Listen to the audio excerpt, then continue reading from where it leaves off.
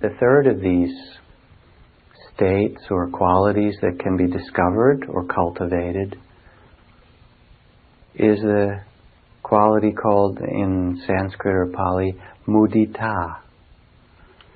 And mudita means joy, or sometimes it's translated as spiritual joy, or sympathetic joy, joy in the happiness of others. And often we don't get to choose the circumstances of our life, but we do get to choose the response and to celebrate life in all of its circumstances. So this particular quality in Buddhist psychology speaks to the innate capacity to find joy, happiness, delight, rapture, pleasure, beauty in the amazing display of being alive. Sometimes it's talked about as sympathetic joy. That is the happiness that we get in the joy of things around us and in the pleasure of seeing the welfare of other beings. Just as we talked about compassion as the movement of the heart in relationship to the struggle or the sorrow of another being, that sympathetic vibration. This is the movement of the heart in the joy and the happiness that we take in the success of another, in the pleasure of another. In this quality of sympathetic joy is most profoundly an understanding of interdependence, that the happiness of others brings happiness to us, that the success of others brings happiness to us. Spiritual joy is the happiness in seeing the mystery or the wonder of life. And as spiritual life grows and one's sense of body and mind and heart opens, which is the purpose of practice, the joys get greater. Now the near enemy, it said, to this quality is the comparing mind. How much do I have versus them, and who gets what share? It's sort of a variety of competition, thinking that there isn't enough joy to go around. And if somebody else is too happy, then I won't have my share. Like there isn't enough love to go around. Somebody else will own it all. But it doesn't work that way when you begin to look into the psychology of the heart. You start to see that it is the opposite, that our joy and another's joy can play together, dance together, that there's a music of the heart which enhances or awakens from one being to another. And that happiness isn't something that's someplace else, but here rather, kind of one of the exemplars of the joy of spiritual life is the poet Rumi. An enormous generosity and humor in his work called ecstatic groundedness, wild moments, drunken lyrics, starry clarity, great pleasure, all these things. And Rumi, after his awakening, he met this wandering dervish and looked him in the eyes and heard a few of his teachings, and then just dropped his whole life and started to wander after that. And disciples followed Rumi around what is now Turkey, that part of the world. And he would just look around at the sky or take his bath or go in the river and get water or whatever it was, and verses would pour out of him, tens of thousands of verses, 10,000 pages of Rumi's poetry that just poured through him. It's like the writer of operas, Puccini, who said, "I've done nothing. I simply write down what I hear from God." Or Mozart, who didn't really compose. He just heard it come and he wrote it down. I remember sitting around the table one day at a gathering, some kind of conference or other, people who teach in spiritual and psychological circles, and there were 8 of us or 9 of us, all sitting there who had, at some point or other, written one or several books and started some different teaching schools or programs or whatever. And I was in the middle of writing at that time. And I said I had a problem. I was sitting in this beautiful library at the seminary in San Anselmo, and all of a sudden one of those leaf blowers came along. It was the fall time blowing these leaves, and I couldn't write. And it wasn't just that I was annoyed, although that happened too. But even after the annoyance passed, I couldn't write. And I realized, now why can't I write? All this going on. I was just because I couldn't hear the words. And actually I was sitting there waiting and listening, and the words would come, and then I would write them down. And so I said, does that happen to you? I know, where do you get the books that you write to these people? And one person said, I actually feel them coming up from the earth through my body. And the other said, no, that's not true for me. He said, I kind of visualize this sense of space, and then it's like these sentences pour down. Someone else said, no, I hear them. But it was clear that nobody was writing their own material. Right?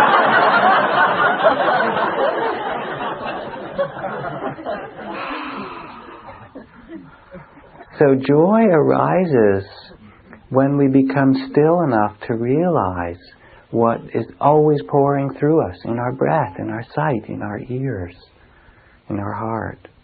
It comes whenever we are connected with our deepest love. To parent a child or plant a garden, whether it's painting or in commerce or healing or whatever it is, something that we care about. And then we become a vessel for that energy of life to move through us. And when we awaken, we see it everywhere. The grains of sand look like jewels. That's the Buddhist image. The grains of sand and the Ganges are like sparkling jewels. Or in an egg. Just go to the supermarket and buy an egg and look at it. Look at it. It's amazing. A whole being inside this shell. Or in the waves of the ocean that sing their song over and over and over and over and over the same song. Or as Whitman says, a mouse is miracle enough to stagger sextillions of infidels. The unbelievers just show one thing that's alive. Where did it come from? Life is this simple, says Thomas Merton. We are living in a world that is absolutely transparent, and the divine is shining through it all the time. This is not a fable or a nice story. It is true. It's what we are made of.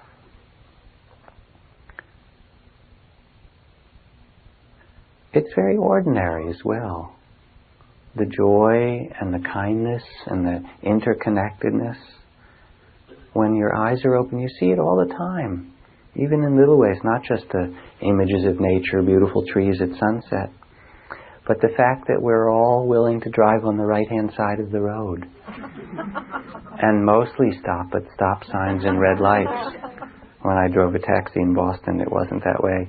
They considered red lights to be a suggestion for taxi drivers. The fact that we're willing to wait in line in the supermarket and say thank you.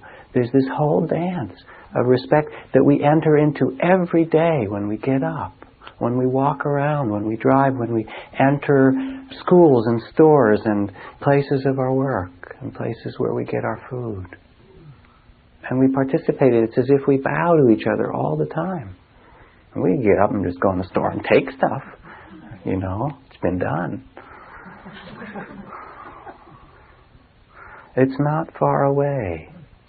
And what this joy suggests is the possibility of seeing that, resting in that, knowing that, seeing it in a deeper way. The saints are what they are, this is Thomas Merton again, not because of their sanctity, but because the gift of sainthood makes it possible for them to admire everybody else. Isn't that lovely? It's not that they're saintly, but they see the beauty in others. It gives them the clarity of compassion that can find good in every being. To see the eagle in the egg, the butterfly in the caterpillar, and beauty in the sinner. Thomas Merton again. Their sanctity is not it, but their ability to see beauty in another. What's made you happy recently? Think about it for a minute. Probably not very complicated, whatever it was.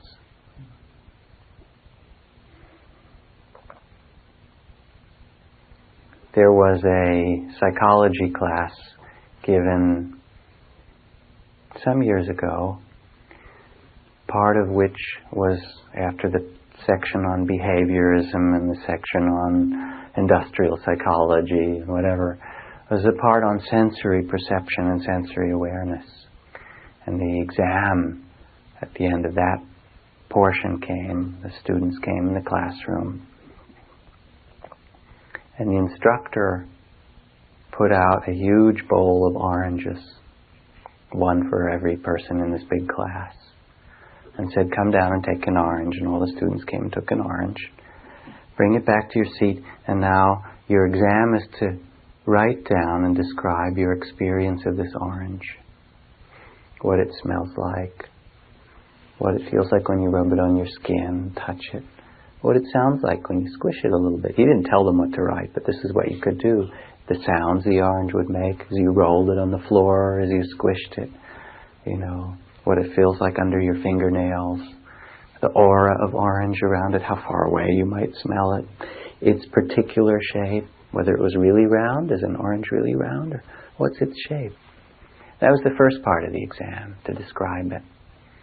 Then he collected the oranges, put them all out on this big table, and the second part of the exam was to go and find your orange among all of them. See how long it took you to find your orange. And you know what? Everybody found their orange really easily and quickly, because they had really looked at it and listened and felt it and made friends. It's like the Russian astronauts coming back to the Earth, you know, who weren't sure they were going to get back, and getting down and kissing the ground just to be back here. Feel the breeze on their skin. Breathe the air. So with awakening of the preciousness of life, the beauty of it, there comes joy and a kind of responsibility. This is from André Gide. He says, know that joy is rarer, more difficult, and more beautiful than sadness. Once you make this all-important discovery, you must embrace joy as a moral obligation. Only a Frenchman could say it like that. Ha ha, embrace the joy. To sense this is to take responsibility for your heart and for what seeds you plant in the garden, what you bring alive on this earth. Because there's every possibility within you. What do you plant in the garden of this eternal present that will bloom here? One day Zorba walked along the road and saw an old man in his 90s planting an almond tree. It takes an almond tree 20, 30 years to bear fruit and almonds. It's a long process. And he said, why are you doing that, to the old man? And the old man said, I carry on as if I should never die. And Zorba said, and I live as if I might die any moment. Which of these is right? Raise your hands. No, it's okay. They're the same in a way, huh? That same respect and joy. In the Buddhist teachings, it said that the capacity for joy grows out of the pure heart, the purity or the beauty of one's heart. So after all his struggling and wrestling as a yogi and an ascetic in the myth or the story of the Buddha in India, finally almost dead from exhaustion and self-mortification and fasting, the Buddha lay there. And then there came that vision of the day when he was a boy sitting under the rose apple tree in his father's garden. The spring morning under this beautiful tree. And everything was whole and complete and absolutely still, unified. And Buddha realized, I've gone the wrong way. I've been trying to beat myself, my desires and fears into submission as a warrior. And it was there all along. The capacity for joy comes naturally out of the heart. Pure heart, beautiful heart. Like a lovely flower, bright but scentless, are the fine but empty words of one who does not live what they say and mean what they say. But like a lovely flower, filled with fragrance and beautiful scents, are the fine and truthful words of a being who lives what they say and mean.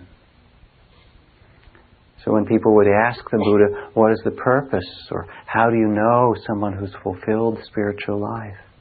And he would say they have a beautiful heart. That a true wise man or a wise woman, a true sage, a Brahman, is not by birth, by caste, by race or color or creed. That is all nonsense. You can't tell from the outside. That's our insanity. But nobility, a true noble person, comes from within, from the heart, when the heart is pure. And it shines in the world. When I was 6 years old, my mother took me to school on opening day, writes this woman. This is one of these random acts stories. Sometime during that first day, a small boy started to cry. This is a lot like my daughter, who's very much in this temperament. I immediately went over to him and put my arms around him. I guess he was afraid the first day of school. The teacher ordered me to return to my assigned seat. You remember school, huh? I couldn't believe this teacher's indifference to this boy, because whenever I cried at home, some member of my family would be right there with their arms around me. My teacher kept telling me to leave the boy alone, that he should cry it out himself, and I kept refusing to obey her until the boy stopped crying. Then, and only then, I left. I went home that day with a note to my mother stating that I was rude, disobedient, and a troublemaker. 6. So I told my mother what had happened, and she came back to school with me the next day. She told my teacher that I'd been taught to be considerate and caring toward others, and that I was not likely to change. She strongly advised my teacher to get used to my sympathetic nature. That incident happened 72 years ago, and I've enjoyed hugging a lot of people since then.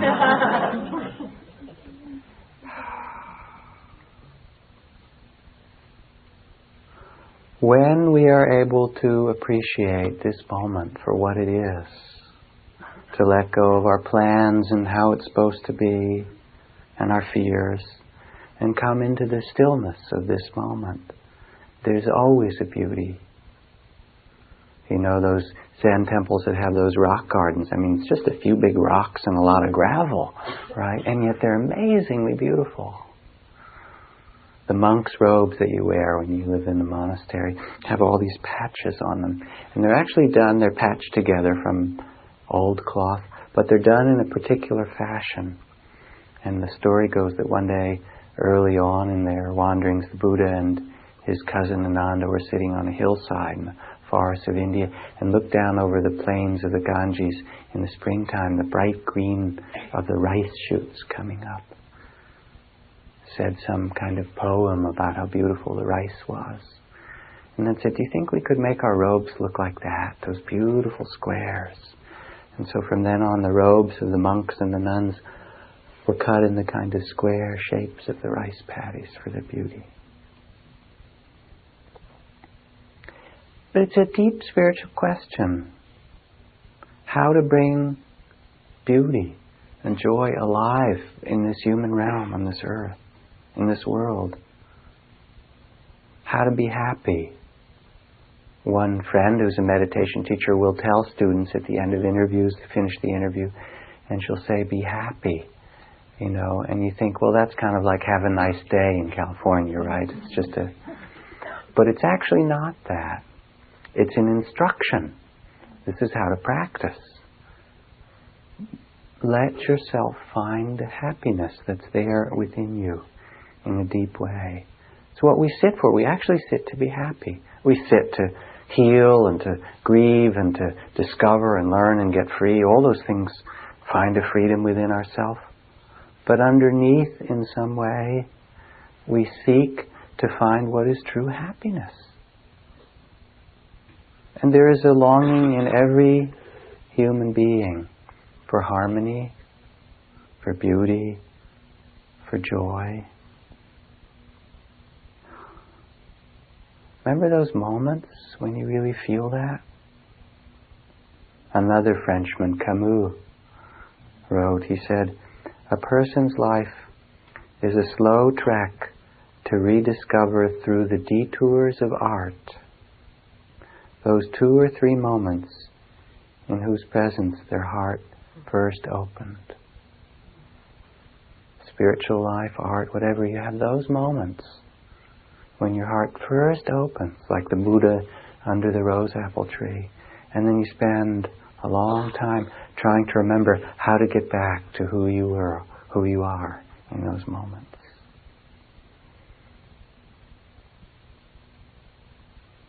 You can think about it, reflect. What is the joy, the peace, the beauty, that understanding heart that you seek to live in, that you seek to reawaken, to remember?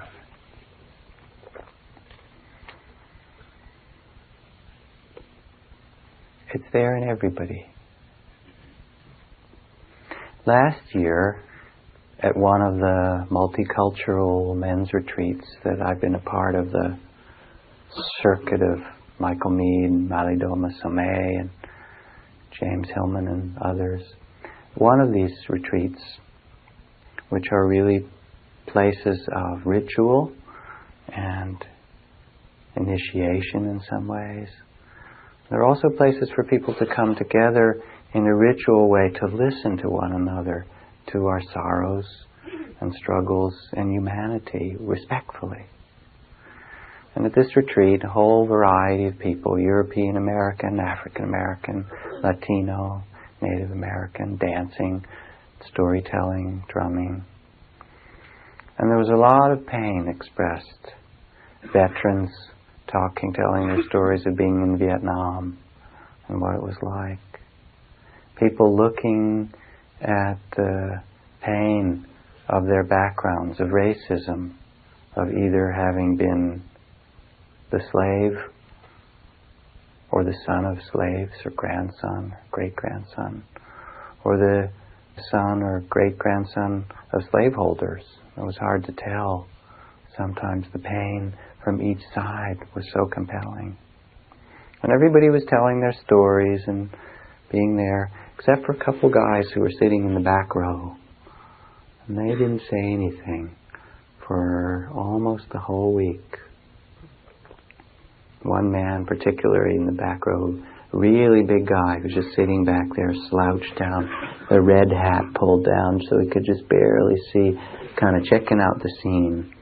And all these people are sharing their stories and really opening themselves up in a rare way.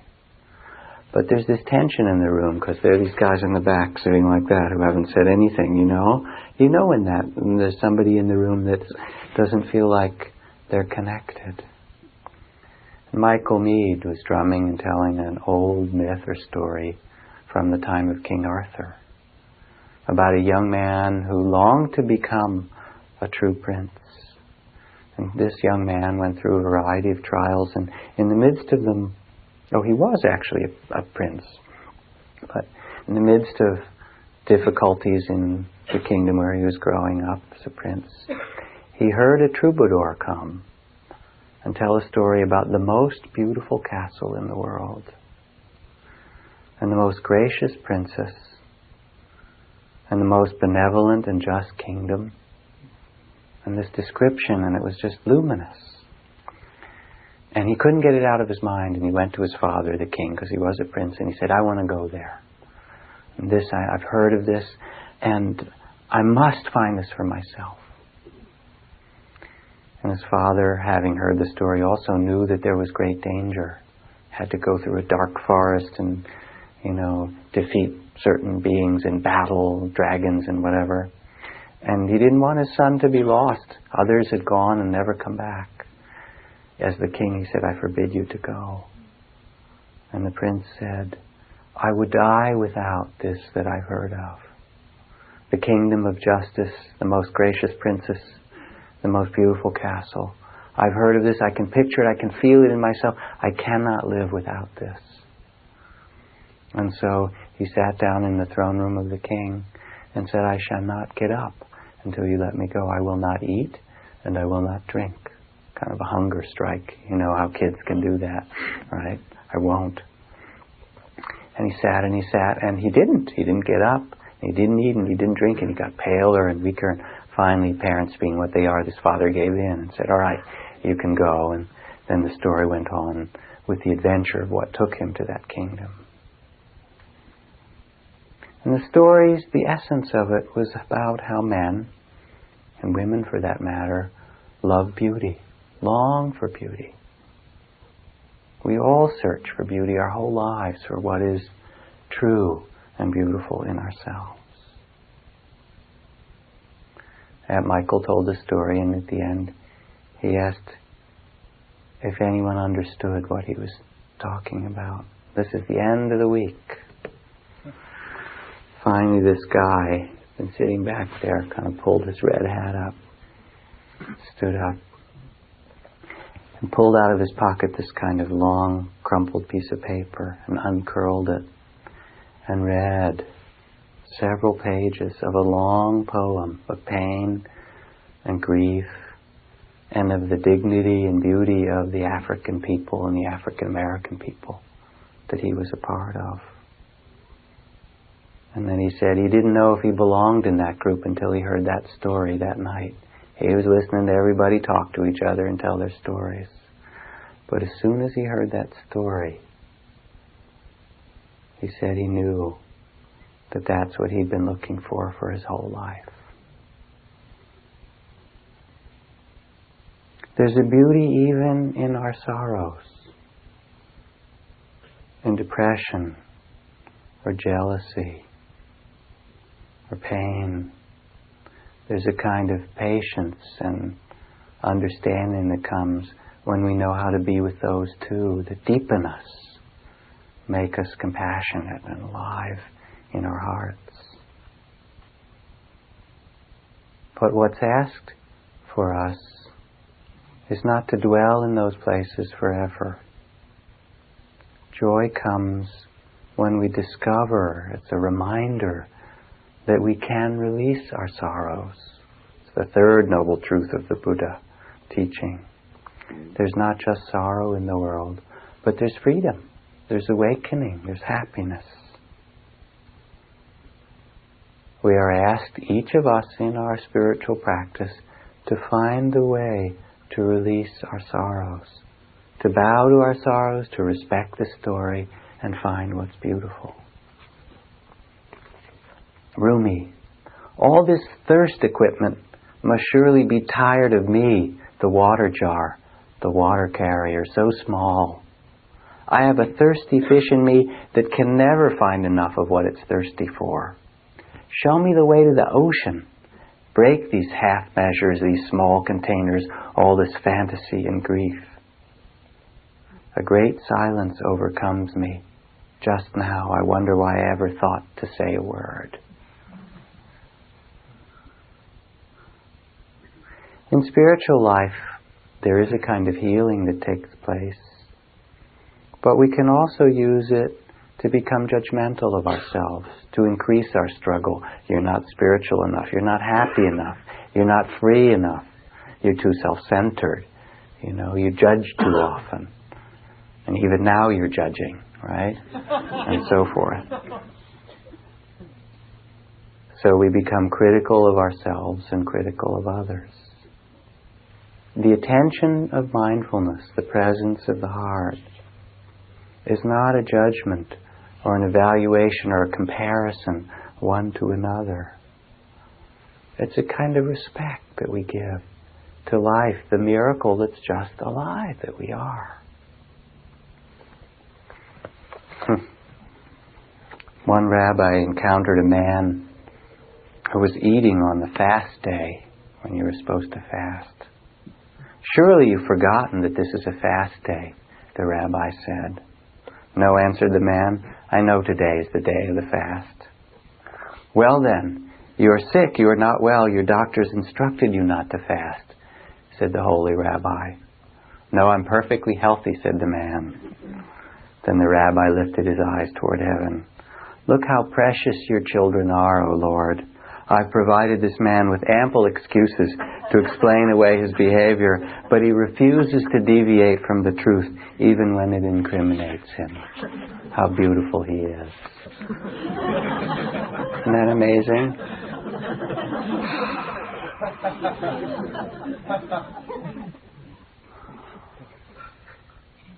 Even our jealousy, our willfulness, our pain or depression, all of those can be met from a place of understanding and beauty and respect. Well, what supports this sense of joy? Stillness, walking in nature, caring for our bodies and community around us. Company of the wise. Sympathetic joy, it's called, because you catch it from other people. You catch it from children, from other happy people. Here again, a story for you. Some years ago on a Sunday morning in Seattle, a young priest stopped to talk to a person in the parish and a 5-year-old little girl named Carmen.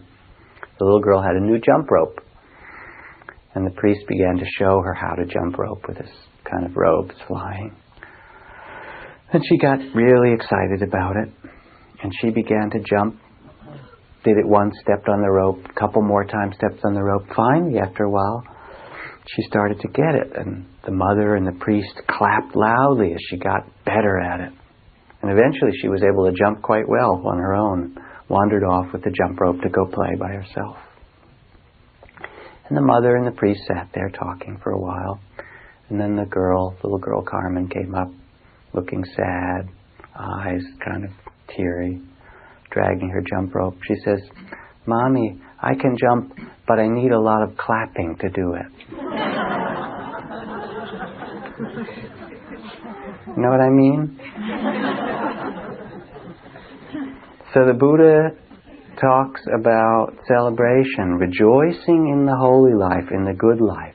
Discover freedom, discover happiness, discover a sovereignty or a dignity that is your birthright, whoever you are.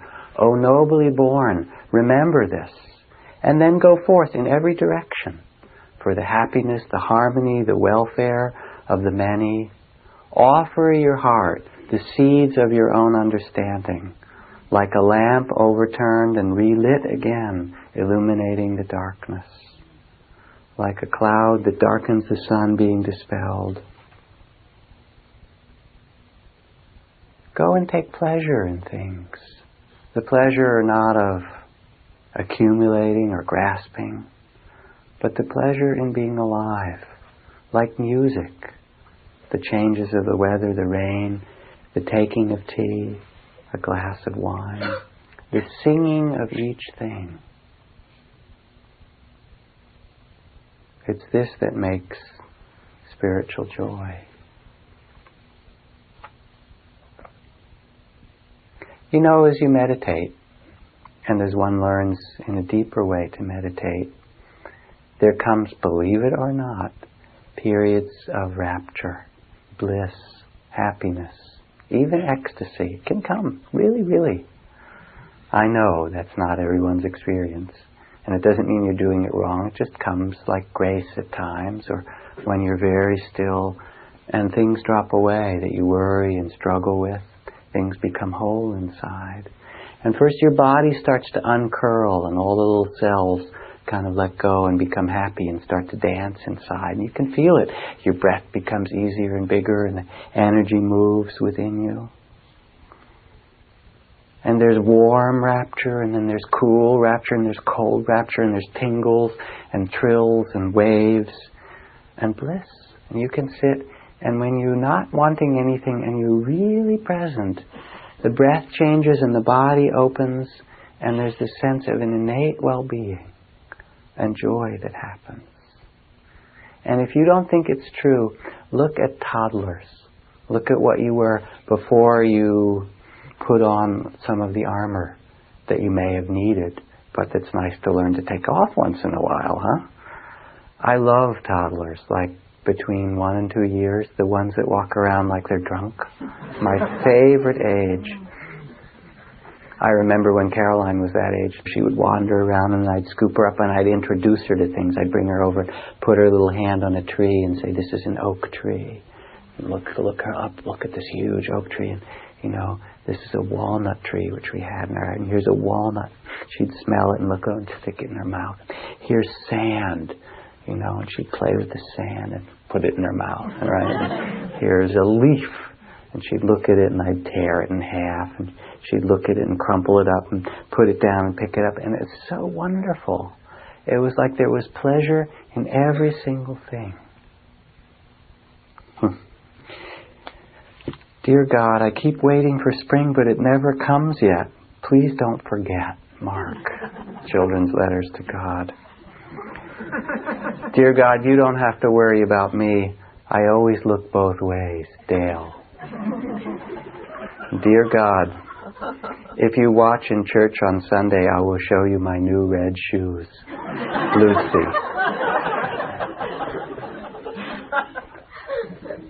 What this state of sympathetic joy is, in the end, it's the kindness and pleasure of a loving parent. Just like when we do the loving kindness meditation, you think of the image from the Buddhas of a mother or father holding their only beloved child. This is the happiness of a parent, the kindness and joy in the success of their child. When the child first learns to walk and turns around and smiles to you, I did it. I actually learned to take some steps and I wasn't even holding on.